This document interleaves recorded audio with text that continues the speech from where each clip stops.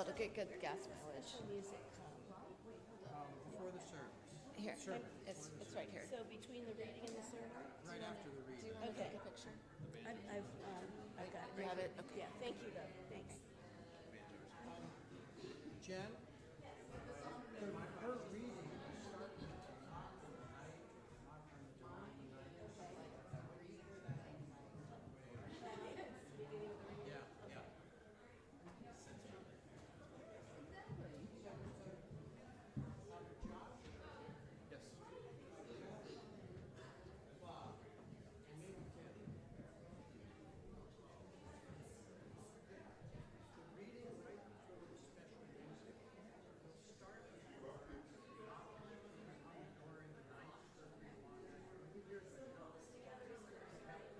Yes.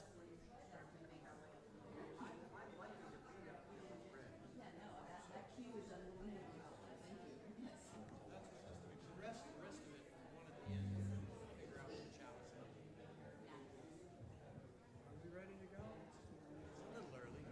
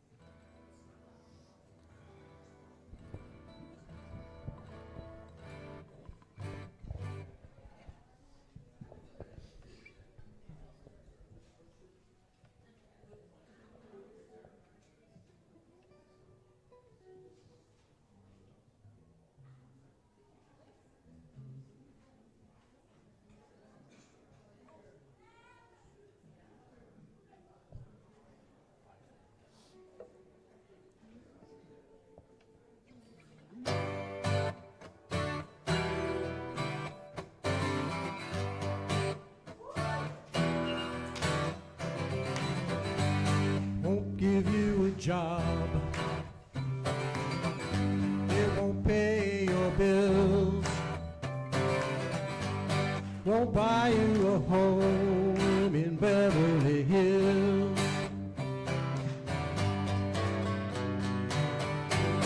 Won't fix your life in 5 easy steps. Ain't the law of the land or the government.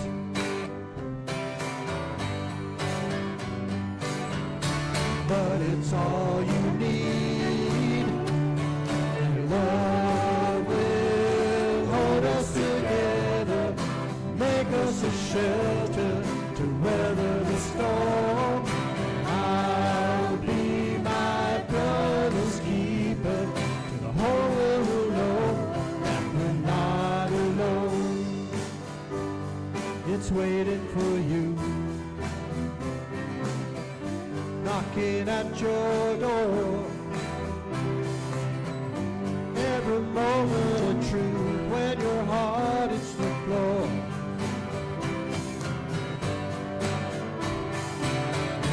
And you're on your knees, and love will hold us together, make us a shelter to weather the storm. And I'll be my brother's keeper, so the whole world will know that we're not alone. This is the first day of the rest of your life. This is the first day of the rest of your life. This is the first day of the rest of your life. This is the first day of the rest of your life.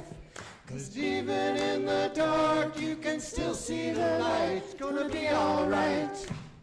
It's gonna be alright. This is the first day of the rest of your life. The first day of the rest of your life. This is the first day of the rest of your life. It's gonna be alright. In the dark you can still see the light. It's gonna be alright. We'll hold us together, make us a shelter to weather the storm. I'll be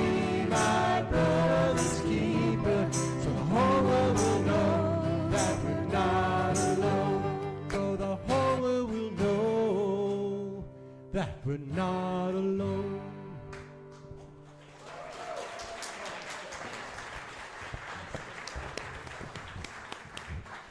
Good morning and welcome to Live Oak Unitarian Universalist Church.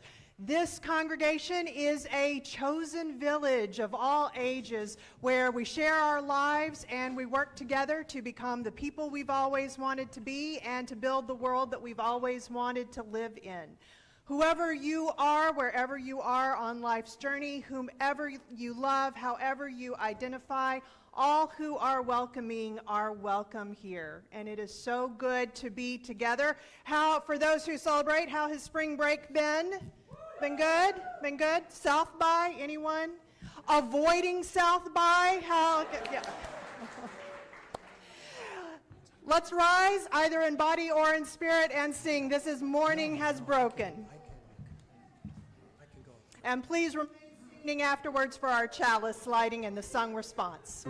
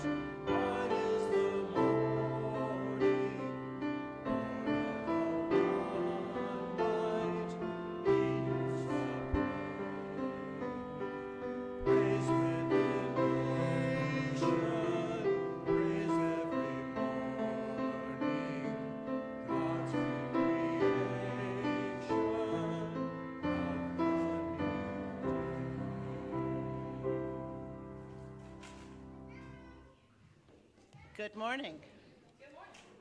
Today our chalice is being lit by Ariel.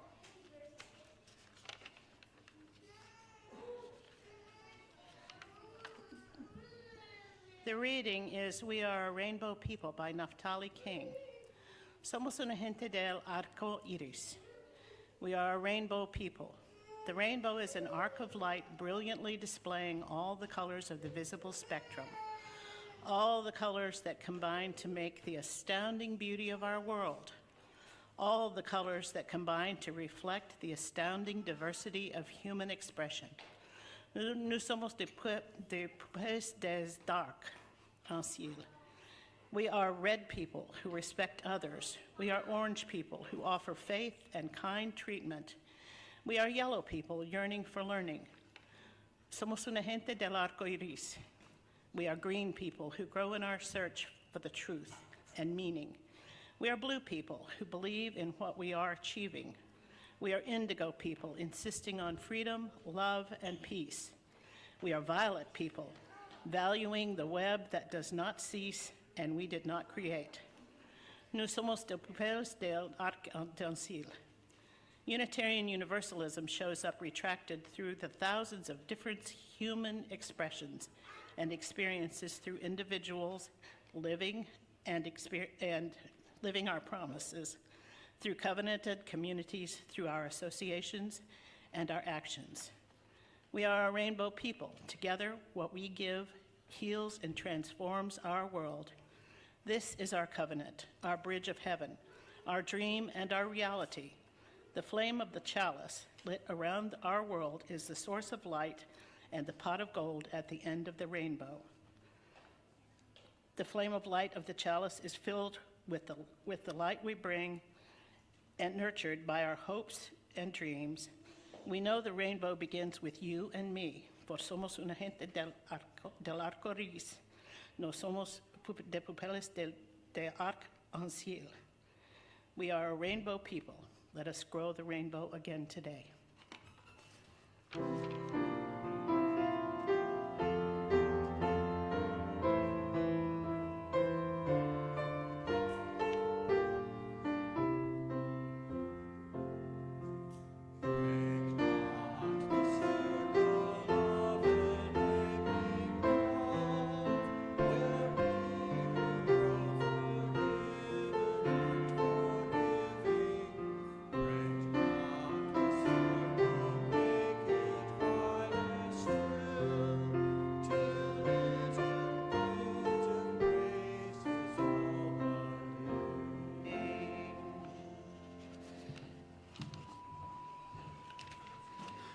Hello and welcome to this House of Hope. My name is Linda McCullough and I use she, her pronouns. I love this church because we are non-creedal, so I feel comfortable here and hope you do too. I'd like to give a special welcome to anyone visiting us for the first time. I encourage you to stop by our table in the Welcome Center right out there, where we can give you a little goodie bag, get you signed up for our weekly email bulletin, and answer any questions you may have. After the service, stick around for a few minutes and have some coffee. We'd love to get to know you. This community has events happening all throughout the week. I encourage you to go to our website at liveoakuu.org and click on What's Happening every Sunday night to fill out your schedule for the week to come. Something you might be interested this week is Wednesday sack lunch with the minister, which happens at noon, and it's right in that room back there. Our flowers today were donated. We have a plethora of flowers today. They were donated by the Dowers for Bill's birthday, and the Zarwatneys in honor of their son's marriage.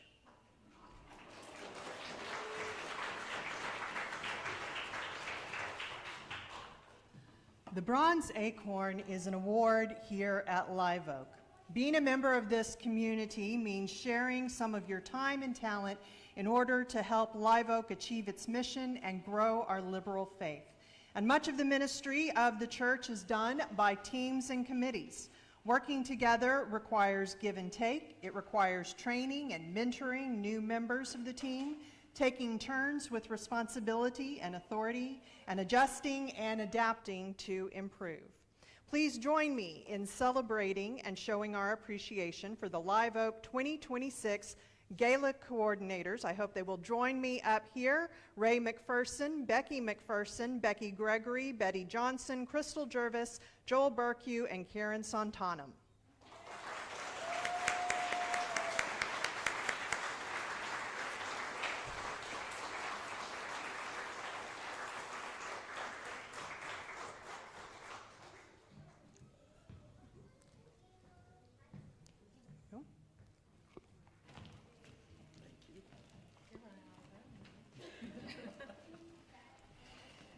These incredibly gifted leaders created a fun-filled fundraising event that people are still raving about and asking, when can we have another? Raising over $6,600 through our silent and live auction. And producing a night of food, drink, dancing, and entertainment. And also for all of you who came, especially those of you who came dressed in your favorite era, we applaud you too. Thank you.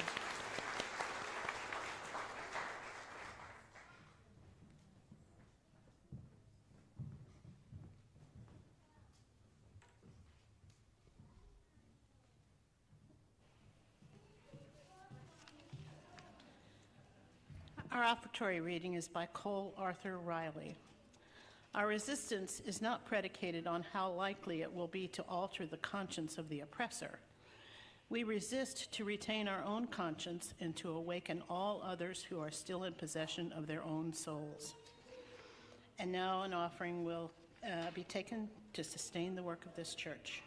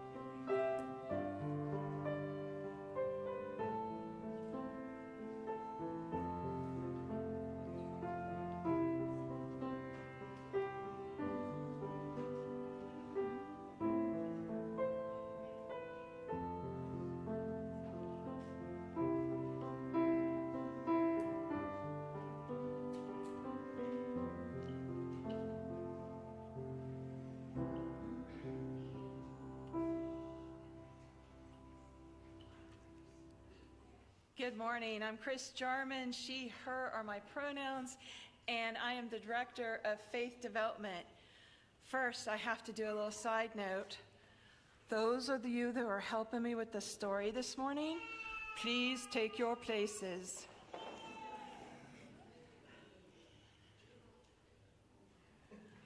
Here they come. As they move into place, I want to share with you a story this morning from the Bible called the Good Samaritan. One day, a lawyer came to Jesus and asked, what did he need to do to live or to get into heaven or to become enlightened? And Jesus asked him, what is the law of the 10 Commandments? And the lawyer answered, you shall love God with all your heart and with all your soul and with all your strength, and your neighbor as yourself. Right, said Jesus. And the lawyer said, but teacher, who's my neighbor? In other words, who do I have to treat lovingly? And this is the story that Jesus shared. Once a man was walking on a lonely stretch of road. Where's my man? Here comes the man. He was walking down a lonely stretch of road between Jerusalem and Jericho when suddenly a gang of thieves jumped out from the side of the road and surrounded him. They said, give me all your money. But I need my money, he cried. I have to buy food for my family and for my children. One of the thieves picked up a rock and from the side of the road and hit the man on the head.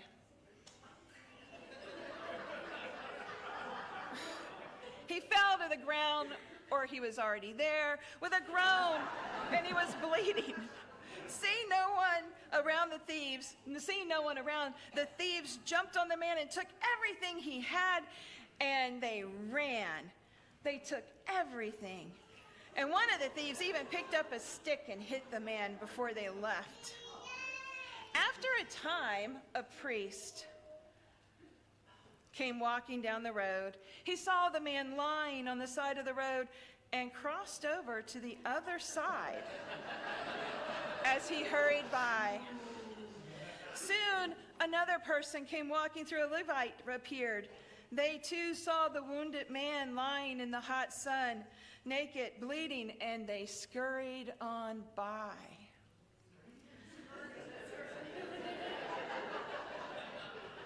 A long time passed. Flies buzzed around the man who was dying from his injuries.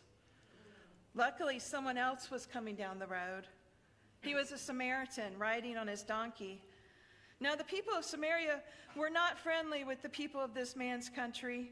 They were sworn enemies of each other. But the Samaritan did not hesitate when he saw the man lying on the side of the road.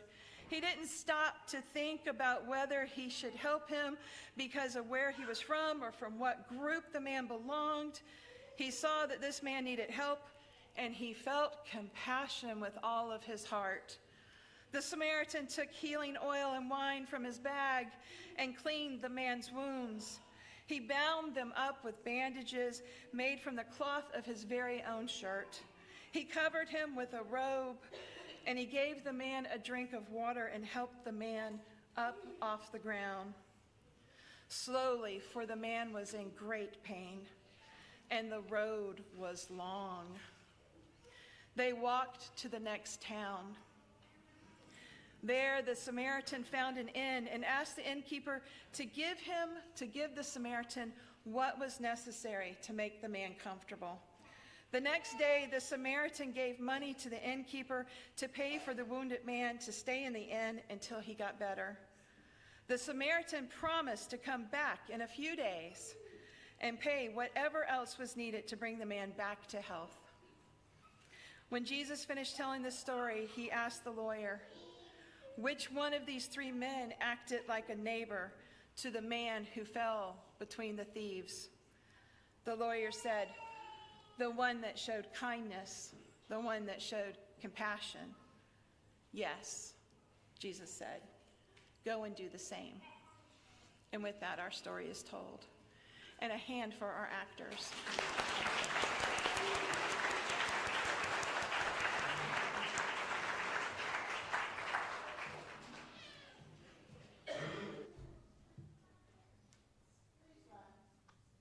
For our theme hymn, number 298, Wake Now My Senses.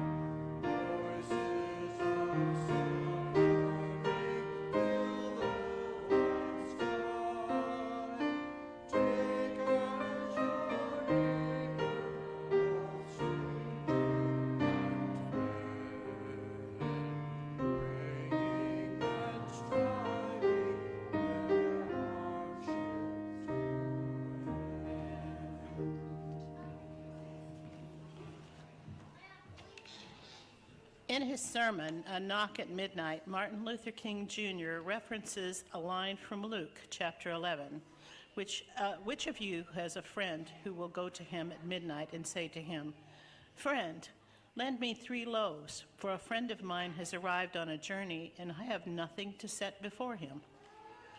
When the man in the parable knocked on his friend's door and asked for the 3 loaves of bread, he received the impatient retort, "Do not bother me. The door is now shut and my children are with me in bed.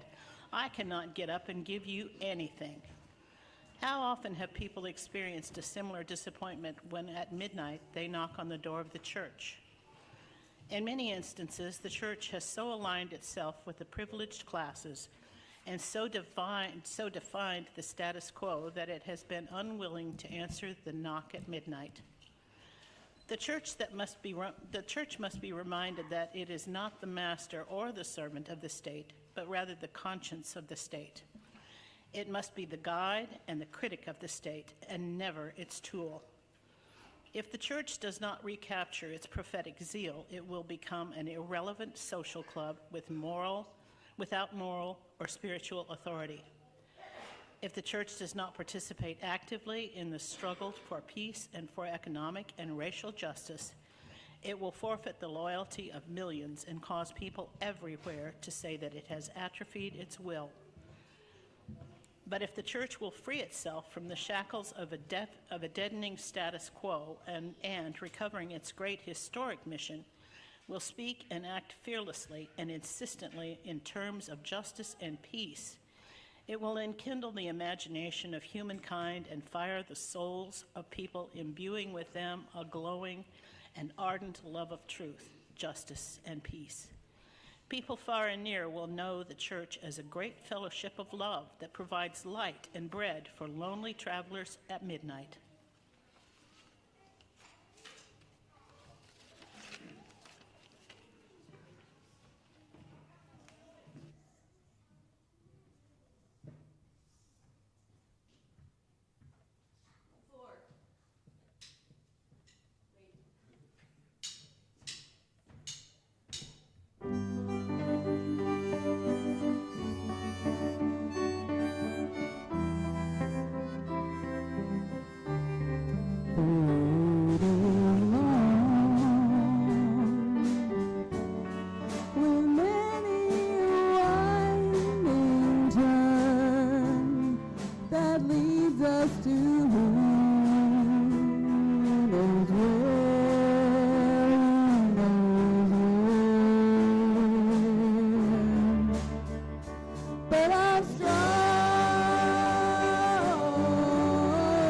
strong enough to carry.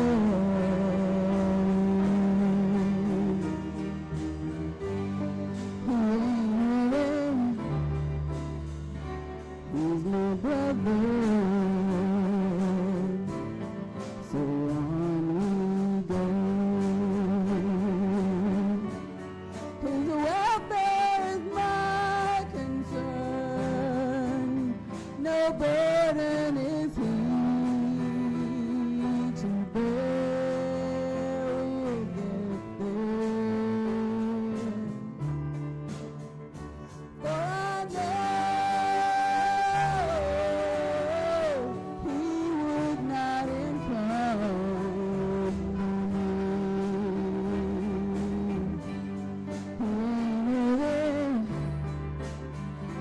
He's my brother. If I'm elated at all, I'm elated with sadness that everyone's heart isn't filled with the gladness of love for one another. It's a long, long road from which there is no return. While we were on the way to there, why not share? And the road doesn't weigh me down at all. She ain't living, she's my sister.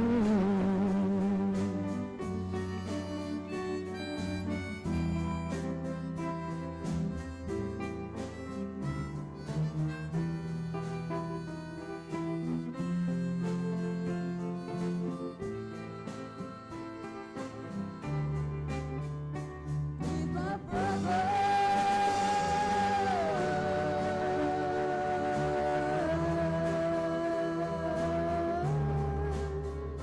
She ain't heavy. She's my sister. He ain't heavy. He's my brother.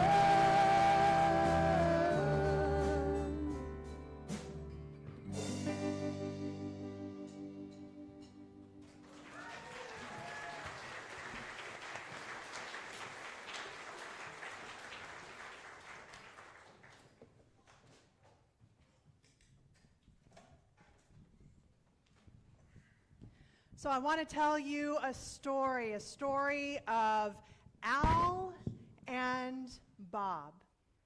Al and Bob both were born in California about the same time. Bob was born in 1911 in San Francisco, and Al was born a year later in Florin, California. It's a little bit south of Sacramento. And they both grew up, going through school and then high school. Al started college at a community college. After a year, he needed to help his family financially, and so he dropped out of college and got into farming. Bob went to the University of California, Davis, and got a degree in agriculture. He did a little bit of farming, and then he took a job as an agricultural inspector, specifically a fruit inspector. And it was through that job that he got to know Al. Now, one big difference between Al and Bob, even though they were both of them born in California, it was seen that they were very different because Al was Japanese in his heritage. His father had come over from Japan, and Bob was white. Now, at that time, there were several Japanese farms in Florin, and they were doing something really different that really helped Florin as a city thrive. See, they were growing grapes. And then the Japanese farmers learned that they could plant strawberries between the different rows of grapes, and so they could have this secondary crop. And for a while, in fact, Florin became the leading producer of strawberries in the United States. Later, Al would talk about those days, and he said that when there were only a few Japanese families there in Florin, they were friends with all of the white people. They, shopped at their stores. But then as more Japanese farmers were moving in and setting up businesses of their own and often patronizing the Japanese businesses, the white people of that area grew resentful. And then came the day of infamy. When the attack on Pearl Harbor happened, that resentment that the white farmers had been holding, they were now able to redefine those feelings as patriotism. And they began lobbying their politicians to do something about those Japanese in their midst. And of course, it wasn't just happening in Florin. And so FDR brought back the Alien Enemies Act, and he issued Executive Order 9066, which said that anyone of Japanese heritage in any sensitive areas, which there were many of them, especially California, that they were going to have to move and be put in concentration camps. Because I know internment camp is often the term that was, when we grew up, if we learned about this at all, that was often the term. But if you take people and imprison them not because of something that they have done, but because of their nationality, their race, their religion, it's a concentration camp. Bob is described as being tall and very quiet, taciturn, I've seen that in some descriptions, or stoic in others. Remember, he was the fruit inspector, and so he was getting to know all of the farmers. And even for all of that quietness, the Japanese farmers felt that he was someone who was very trustworthy, that he was a good person. Al, for his sake, was really thinking ahead about what all of this was going to mean. He was reading the fine print, and part of the fine print was that even if you were incarcerated in one of these camps, you still had to pay the mortgage and the taxes on your property, otherwise it could be seized. So Al went to Bob, and he presented him with a business proposition. He said, because he had a couple of family friends that he was concerned about, especially one who was elderly, and he said, if you will take care of their farms and, pay the taxes and the mortgage, then you can keep all of the profits for however long it is that we are going to be gone.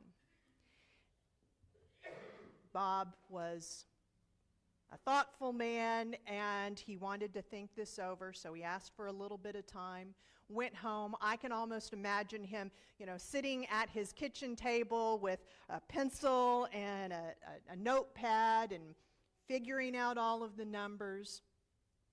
He went back to Al, and he said, I am going to have to take some money because in order to do this, I'm going to need to quit my job. But I will only take 50% of the profits.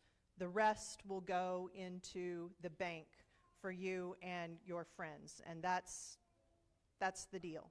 I won't accept it otherwise. And by the way, Al, I will take care of your farm as well. So they shook hands on it, and they had a deal. And so then when the Tsukamoto family, they literally had to show up at a train station at 9 a.m. on a specific date. And then Bob drove their car back home, and he began taking care of the farms. It was about 100 acres. And he did this for 3 years, working 18-hour days. Al had said, "Move into my house." That didn't feel right to Bob, and so he moved into the bunkhouse that Al had built for migrant workers. At one point in all of this, Bob actually got married to Teresa, and they were able to exchange some letters back and forth from the camps. And Mary Tsukamoto, Al's wife, told Teresa, "Move into our house, you're a newlywed." And Mary said no, because that was her home. She lived in the bunkhouse with Bob. And when Al and his family came home, they had farms that were in wonderful shape. They had money sitting in the bank. Bob had paid off the mortgage on Al's farm. And it was a very different situation than was happening to so many Japanese families. Al would talk about it later, about how so many families came home, and there were others who had tried to make deals, some kind of business deals, and what they came back to was no money and their farms in ruin, their farm equipment ruined, and for many of them, their property had been seized. That was really common. The government would seize the property and then would put it up for auction, and so the white farmers could buy it for just a pittance. It is estimated that during this time, between $2 and $5 billion of property was stolen in this way. Al, for the rest of his life, would talk about Bob, and he would talk about the whole situation, because Al and Mary got involved in getting compensation for Japanese families and getting recognition for this sin that had happened. But he would always talk about how his situation was different. He would talk about the terrible things, the tragic things that had happened to so many other families. But he would say, "But we had Bob. He's my friend." As for Bob, I guess there must be something kind of addictive to this whole thing of doing good.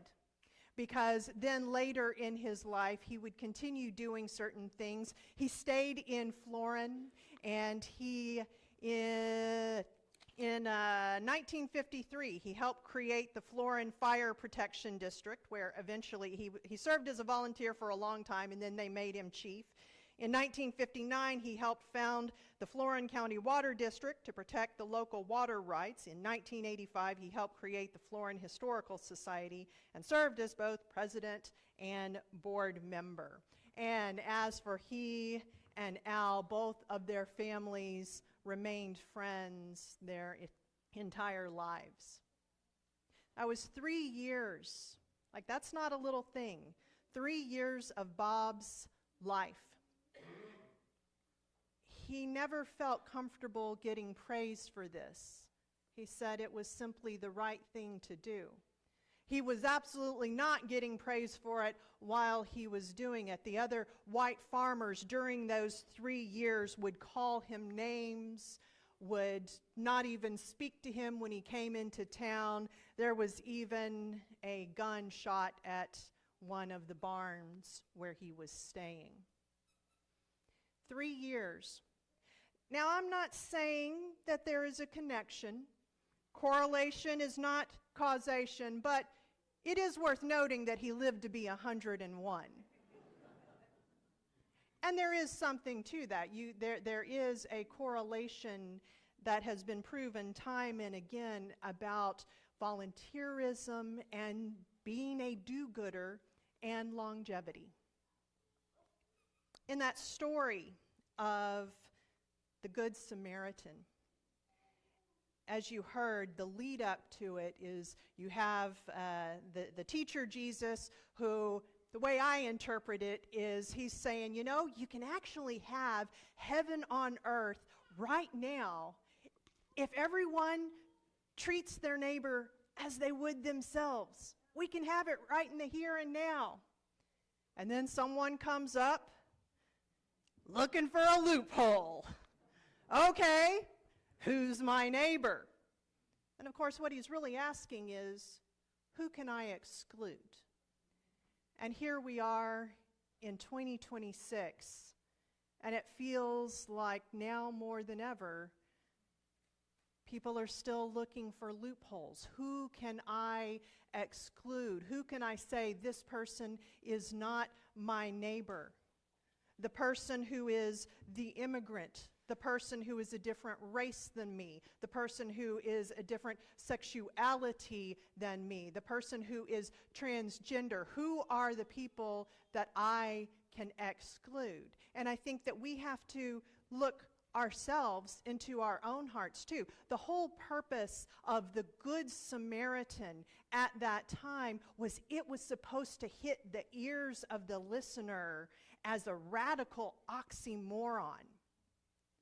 And so I think now we have to look at the different groups to go, okay, what would your version of that be, right? The good undocumented immigrant, the good MAGA,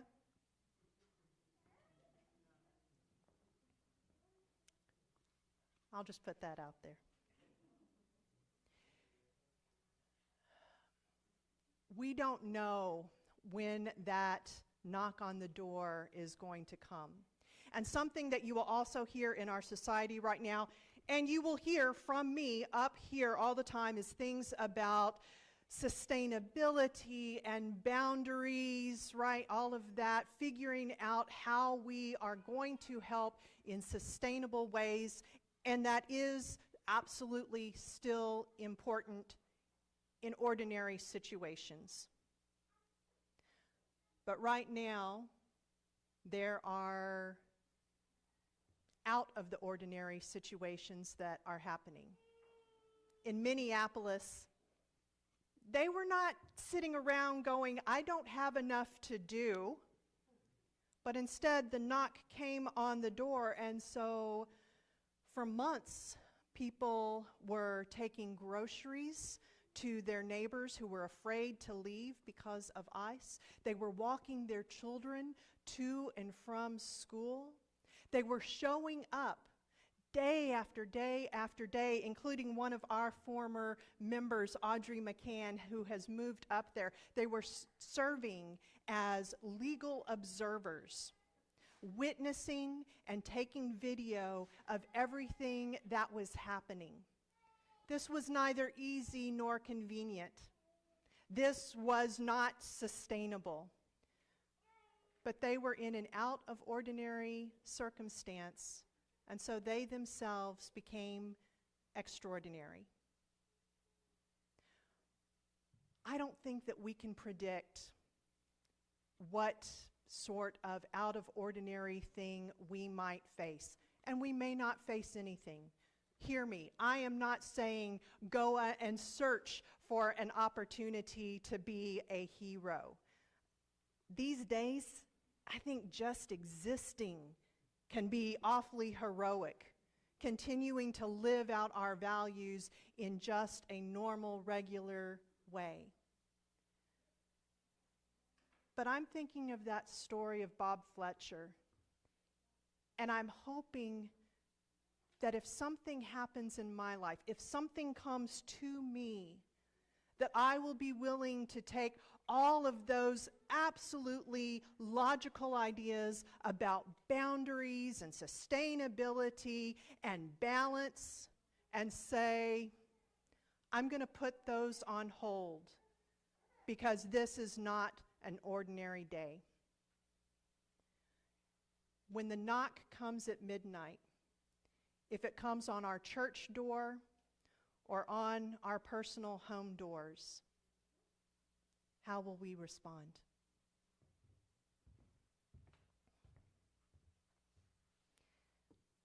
As Rabbi Abraham Joshua Heschel wrote, prayer cannot bring water to parched fields, or mend a broken bridge, or rebuild a ruined city.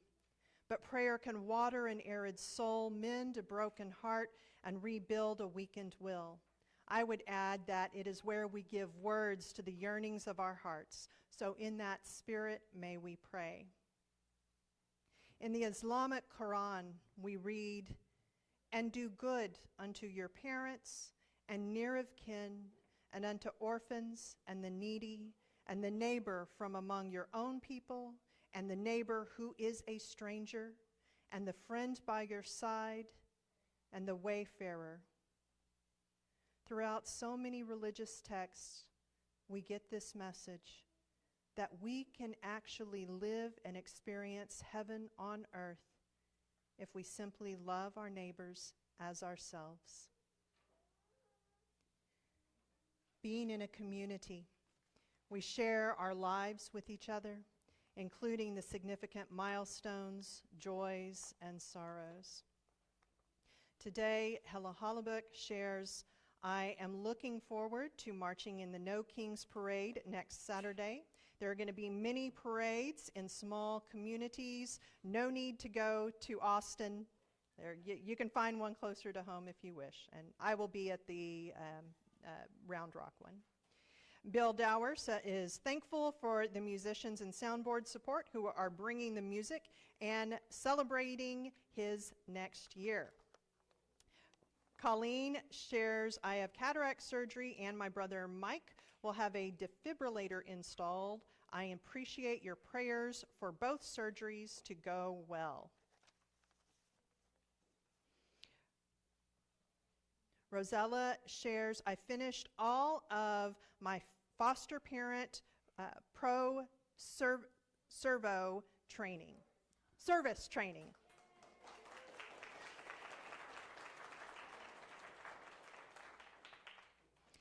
Chris Jarman shares joy for our first spring chalice camp. Thanks to the kids and parents. Special shout out to Crystal, Tracy, Jim, Karen, and Christina for making it special.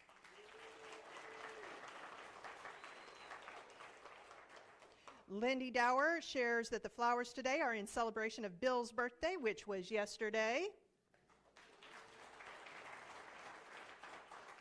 Linda McCullough shares that Sue Buckley is home and recovering well from her shoulder replacement last Monday. Ram and Karen Santanum share that they are so happy to share that they are celebrating their 33rd wedding anniversary today. Yeah.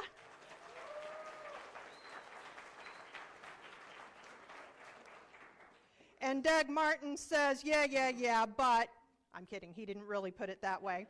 Mary and I are celebrating our 56th anniversary and are hoping for a few more years together. May we bear witness with the concerns both expressed and silent in our hearts. Amen and blessed be. Please join me in singing.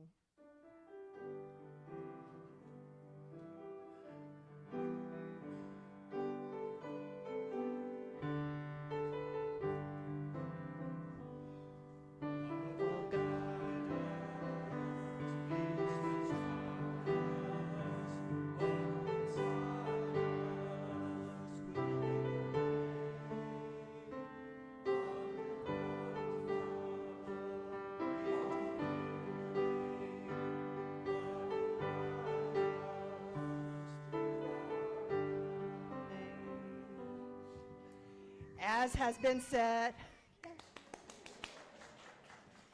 been said so many times that it has become a cliche, we are living in unprecedented times. I was asked by a colleague this week about, well, how is your congregation doing, with the fact that we're at war with Iran? And I did kind of speak for you, and I just said, like, there's so much, it's just another box on the list. It is a lot to hold all that we are. And there may come something to us that will be a challenge, but it will also be an opportunity into living into the kind of person that on some level we've always had the hope that we could be. May you go forward this week, guided by love, strengthened by courage, and steadfast in living out your most loved and important values.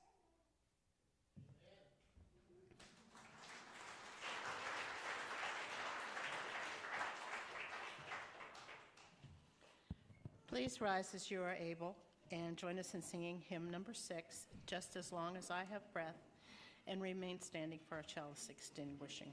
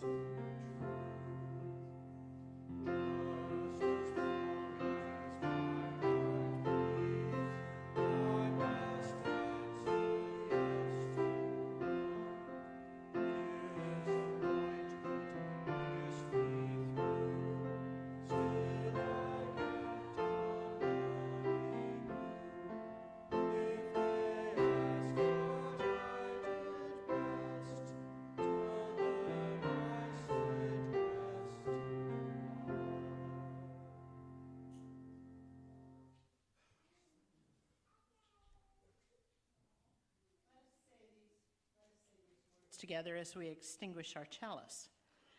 Take courage, friends. The way is often hard and the path is never clear. The stakes are very high. Take courage, for deep down there is another truth. You are not alone.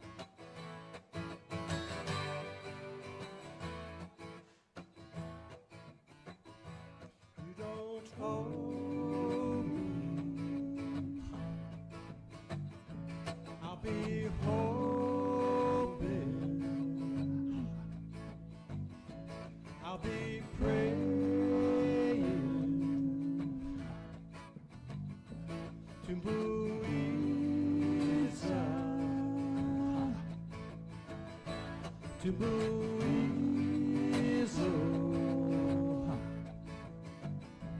Tumbuiza, Tumbuizo. You don't owe me. You don't owe me a solitary thing. If I lend a hand, it's 'cause I choose to. You don't owe me. Pass it on. Pass it on. Pass it on. Pass it on. Help make the world go round. Pass it on. Pass it on to whomever you need. They won't owe you. You don't owe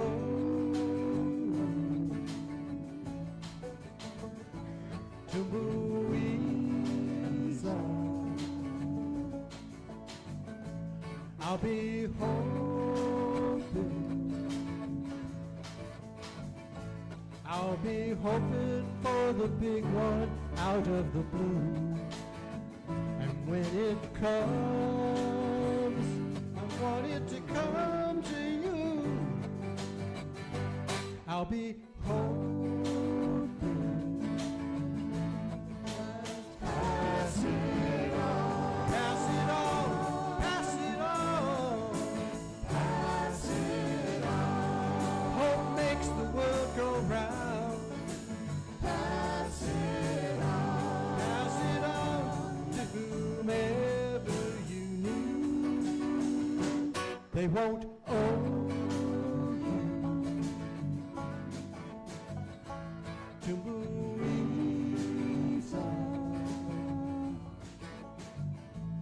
To Louisa. I'll be praying. I'll be praying that the best will come your way. When it comes, that's gonna make my day. I'll be praying. Pass it on. Pass it on. Pass it on. Pass it on. Hope makes the world go round. Pass it on. Pass it on to whomever you need. They won't owe you. You don't owe me. No, you don't. I'll be hoping. I'll be praying. Ha. To Louisa.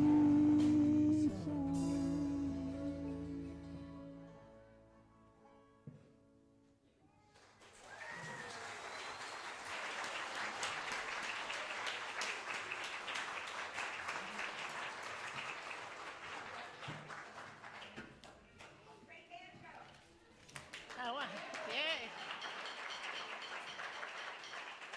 I want to thank the band for the music today. Very good. Thank you.